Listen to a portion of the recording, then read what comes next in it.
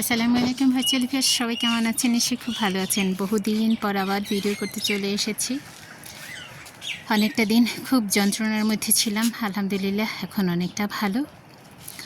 তো আজকে 2রা আষাঢ় মাসে আকাশের অবস্থা একটু দেখাই। আমার কাছে এই রকম আকাশ ভীষণ পছন্দের, তাতে কোনো সন্দেহ নেই, কিন্তু প্রবলেমটা কিন্তু অন্য জায়গায়, সেটাও ধীরে ধীরে বলছি। প্রবলেম যেটার কথা বলেছি সেটাই শুরু করি। দেখুন, গাছগুলো একেবারে নেতিয়ে পড়েছে। এই বর্ষাকালের শুরু, একে তো আমি যত্ন করতে পারিনি, কেবল পরশুদিন ঝাড়ু দিয়েছি এবং সেখানে এত নোংরা ময়লা ছিল, ওটা করে মোটামুটি 2 দিন আমি অসুস্থ হয়ে পড়েছিলাম। তো এখন সকালবেলা পানি দিতে আসতে পারিনি, মেঘলা ছিল, ভাবছিলাম বৃষ্টি হবে এবং ওয়েদার রিপোর্ট কিন্তু তাই বলেছিল, কিন্তু ফাইনালি আর বৃষ্টি হয়নি। একেবারে ঝলমলে আকাশ। তো কি আর করার, এই সময় এসেছি ছাদে, কারণ হচ্ছে আমার গাছগুলোকে শাওয়ার করিয়ে দিতে হবে, কারণ এখন আমি যদি সরাসরি গাছের গোড়াতে পানি দিই তাহলে গাছগুলো কিন্তু স্ট্রোক করবে। তো তখন গাছগুলো অনেক বেশি রোগাক্রান্ত হয়ে পড়ে। বাট এই সময় যদি আমি পানিও না দিই, বিকেল পর্যন্ত অপেক্ষা করতে গেলে পাতাগুলো পুরো একেবারে মচমচে হয়ে যাবে। অলরেডি আমার এই যে আপেল গাছের পাতাগুলো একদম ছিমিয়ে গেছে, দেন আখ গাছের পাতা ছিমিয়ে গেছে, দেন আমার খুব শখের আহ্লাদের শিউলি গাছ, সেও কিন্তু একেবারে নেতিয়ে পড়েছে, ছিমিয়ে পড়েছে। সো দ্যাট এখন আমাকে এই কাজটা না করলেই নয়। আর লতানো গাছগুলোর কথা কী বলবো, সেগুলো তো একেবারে ছিমিয়ে গেছে। আর একটা দুঃখের কথা শোনাই, এই যে ভারী বর্ষা গেল, আমার খুব শখের যে অল স্পাইস গাছটি মরে গেছে, পাতাগুলো একদম শুকিয়ে গেছে। তবে এই পাতাগুলো আমি সংগ্রহ করে রাখবো, কিন্তু আমার গাছটা হয়তো আর টিকলো না। কষ্ট লাগছে খুব।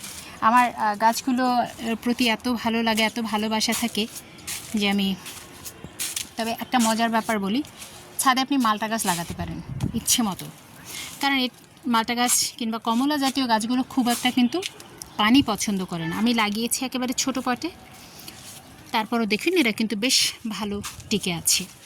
আমি একটু এলোমেলোভাবেই আজকে ভিডিওটা করছি, কারণ হচ্ছে আমার খুব একটা প্রিপারেশন নেই, আর হচ্ছে প্রচণ্ড রোদ, কষ্ট লাগছে। আপাতত একটু দেখাচ্ছি যে যে গাছগুলো পানির জন্য খুব হাহাকার করছে, যেমন তুলসী গাছ শুকিয়ে গেছে।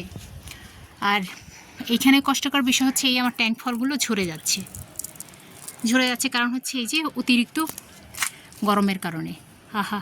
আমার প্রচুর ট্যাঙ্ক ফল এসেছিল, কিন্তু সবগুলো মোটামুটি ঝরে যাচ্ছে। আমার এই গ্রীষ্মের সময় আমি ফুলকপি লাগিয়েছিলাম, সেটার অবস্থা এই। আর সবচেয়ে আশাব্যঞ্জক যেটা, সেটা হচ্ছে আমার এই কলা গাছে কলার মোচা বেরিয়েছে। আমি 7 জুন দেখেছি কলার মোচা বেরিয়েছে, এবং এই গাছটা বেশ গত বছর লাগিয়েছিলাম, ভীষণ ভালো লাগছে।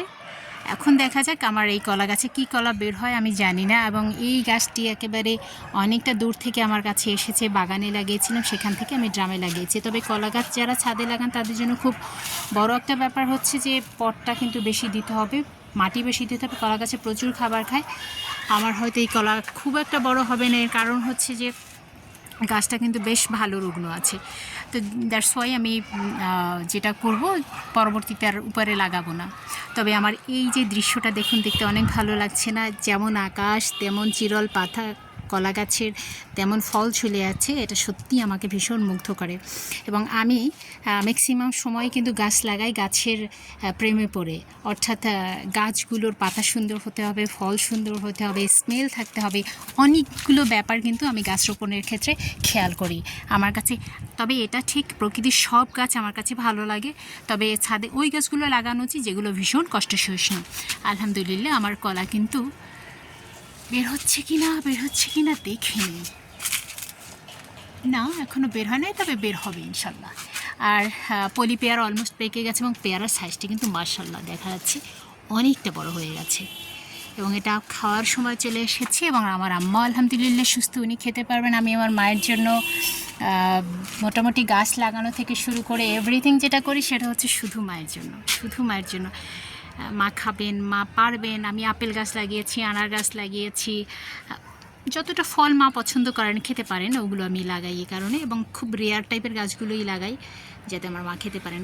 দৃশ্যটা অনেক সুন্দর না? মনে হচ্ছে এটা ছাদে, মনে হচ্ছে না, একেবারে ঘন জঙ্গলে আছে মনে হচ্ছে। সত্যি এটা অসাধারণ। চাইলে আপনি এরকম একটা বাগান করিয়ে নিতে পারেন, এটার জন্য খুব অভিজ্ঞতার দরকার নেই। তবে প্রথমেই যারা বাগান করবেন তারা একটু কষ্ট সহিষ্ণু গাছগুলো লাগাবেন। এটা ইউটিউব দেখতে পারেন, ফেসবুক দেখতে পারেন, সবাই তো সবার অভিজ্ঞতাটা শেয়ার করছে, আমিও শেয়ার করছি। একসময় আমিও কিছু জানতাম না, ওই ফেসবুক ইউটিউব ঘেটে ঘেটে যা পেরেছি যা শিখেছি সেখান থেকে এখন কিন্তু আমার ভরপুর বাগান। বাগানে কোনো জায়গা নেই যে আমি নতুন করে গাছ কিনে লাগাবো। তারপরও আমি আরও গাছ চাই, আরও গাছ লাগাতে চাই, আরও গাছের বংশবৃদ্ধি করতে চাই। আমি মোটামুটি একটা গাছ কিনি, সেখান থেকেই মোটামুটি এগুলোর বংশবৃদ্ধি করি। ছাদে অনেকে বলেন যে তেঁতুল হয় না, আমি সকালবেলা তেঁতুলগুলো তুলে ফেলেছি, কারণ হচ্ছে আবার আমার তেঁতুল গাছে ভরপুর ফুল চলে এসেছে এই জন্য।